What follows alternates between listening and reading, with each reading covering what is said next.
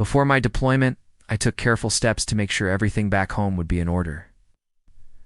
My mortgage was set to autodraft, the taxes were paid ahead, and I had filed all the paperwork to keep my small plot of land listed properly with the county. It wasn't much, just a few acres of undeveloped property at the edge of a growing subdivision, but it represented something important to me. That land was my future. I had dreams of building a cabin there one day, maybe planting some trees, maybe just holding on to it until I was ready to settle down. More than anything, it was a tangible reward for years of service and saving, a piece of the country I was defending. I thought it would be waiting for me untouched. While I was overseas, my family sent me care packages, and sometimes they forwarded official-looking envelopes. Most of it was routine banking statements, county newsletters, occasional junk, mail. But one day, several months into my deployment, I received a thick packet marked with the return address of my homeowners association. That in itself wasn't unusual. HOAs loved their mailers' reminders about lawn height, dues schedules, community potlucks, but this one felt different. I remember sitting on my bunk, peeling open the envelope, and reading words that made my blood pressure spike instantly. Notice of abandoned property and transfer of rights. I read it once, then again, each sentence sinking in like a weight on my chest. According to the letter, the HOA board had voted to classify my parcel as vacant and abandoned. They claimed it posed a liability risk and detracted from community aesthetics without so much as a phone call or a certified letter to confirm my status. They had taken it upon themselves to fold my land into their so-called common property. To make matters worse, they bragged about having sold it to a developer to enhance community value. It was written as if they were doing me or the neighborhood a favor at first. I thought it had to be some kind of bureaucratic mistake. HOAs managed lawns, parking disputes, and pool rules. They didn't just decide to sell private land because someone wasn't around to mow it. But the more I read, the clearer it became. This wasn't an error. It was deliberate. They knew I was deployed. I had informed the board before leaving, partly out of courtesy and partly to avoid unnecessary letters about my unoccupied house. They had smiled, nodded, and told me they appreciated my service. And then, months later, they turned around and sold the very property they knew I couldn't be there to defend. I fired off an email that night, blunt and furious. "This land is mine," I wrote. "It is paid for. It is not abandoned, and you had no right to sell it. Reverse whatever action you took immediately." I didn't mince words. I couldn't. My patience was thin, my trust already gone. The reply came 2 days later. If the first letter had made me angry, the email sent me into a cold rage. The board acted in accordance with its authority under community covenants. It read, "Failure to maintain the property left the HOA. No choice but to act for the safety and benefit of the neighborhood. The sale has already been executed. We regret any inconvenience this may cause you." Inconvenience? They had taken my property, the land I paid for, the land listed under my name with the county, and sold it out from under me. And they reduced it to an inconvenience. That word burned itself into my mind. I could almost hear the smug tone behind it, the kind of self-satisfaction that comes from people who think they're untouchable. Because they hide behind bylaws and board votes. I tried calling next, though the time difference made it difficult. When I finally got through to the HOA president, the conversation was even more insulting. "You weren't around," he said, his voice dripping with patronizing calm. "The property looked abandoned. You can't have vacant parcels bringing down the neighborhood." The board followed procedure. "You can't just sell private property," I snapped. "There's procedure for abandonment, and it doesn't involve an HOA committee. There are laws, titles, courts. You don't get to make that decision." He gave a little laugh that still makes my jaw clench when I think about it.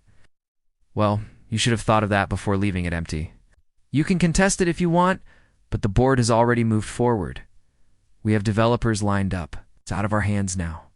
The call ended before I could say more, leaving me sitting on my bunk staring at my phone, fists clenched. I felt powerless, not because I lacked the law on my side, but because I was thousands of miles away, wearing a uniform. serving a country that couldn't protect the piece of it I'd worked so hard to call mine over the following weeks. The frustration turned into a grim determination. Between missions, I started gathering everything I could, scanned copies of my deed, tax receipts, email correspondence with the board acknowledging my deployment. I contacted JAG, the military's legal assistance office, and explained the situation. To my relief, they didn't brush it off as some trivial property dispute. They saw it for what it was, a blatant abuse of power. The captain I spoke with put it plainly. They had no authority to sell your land. This is theft, dressed up in bureaucracy. Even so, being thousands of miles away meant I couldn't act as quickly as I wanted. I had to wait, bide my time, and let the HOA believe they had one. They held meetings, no doubt, patting themselves on the back for reclaiming abandoned land. They signed contracts with developers, imagining new amenities they could boast about in their newsletters. They thought the matter was closed. But as I stared at that insulting letter over and over again, I promised myself something. When I came home, I wouldn't just get my land back. I would hold them accountable in a way that made them wish they had never touched it. They wanted to call it vacant. Fine. I would show them just how full it could get, full of legal repercussions, full of consequences, full of the kind of pressure they couldn't clip onto a clipboard or vote away in a committee meeting. By the time my deployment ended, I had a folder thick with documents, emails, legal advice, and a determination stronger than ever. The HOA thought they had stolen a few acres of dirt from someone who couldn't fight back. What they didn't realize was that I was coming home with more than a deed. I was coming home with the weight of military law, the patience to build a case, and the fire to make sure they regretted ever touching my vacant land.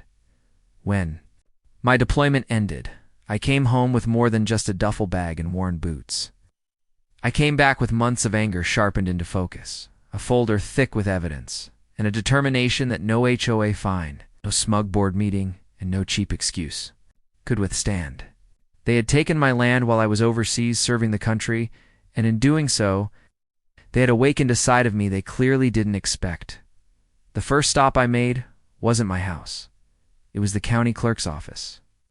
I wanted the paperwork. In my own hands, the black and white proof that I had never surrendered my rights to that land. Sure enough, the title history was clear. Purchased in my name, taxes current, no liens.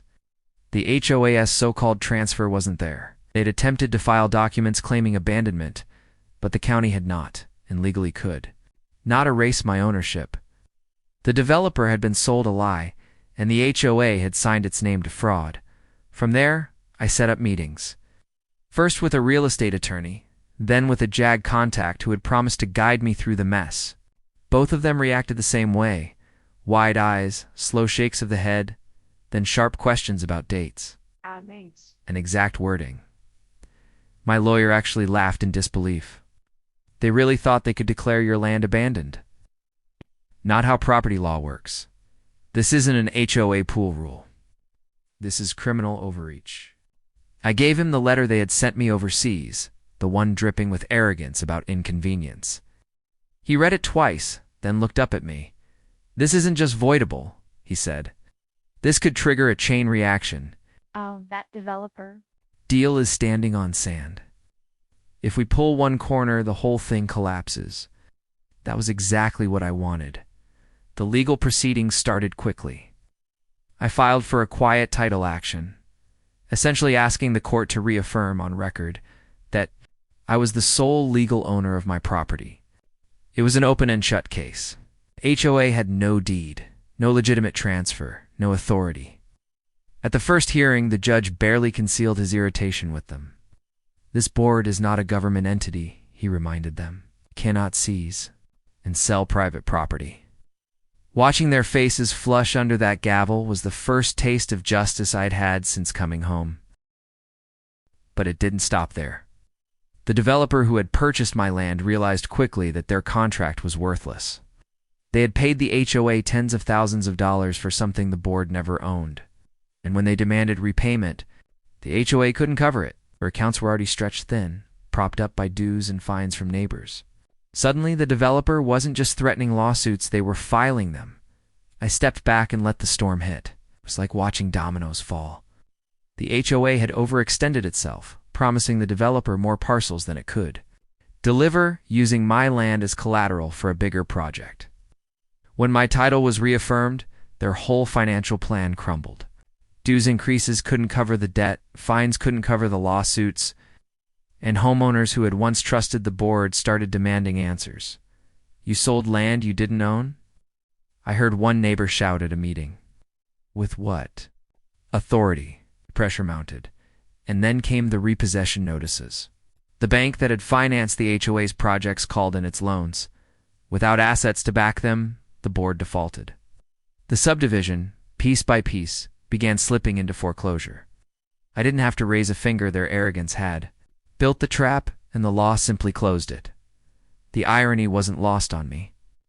While I had been overseas guarding other people's land and freedom, my own had been stolen by a handful of neighbors with clipboards. Now, the very system they had mocked, courts, deeds, contracts, was stripping them of everything they had puffed up as their community authority.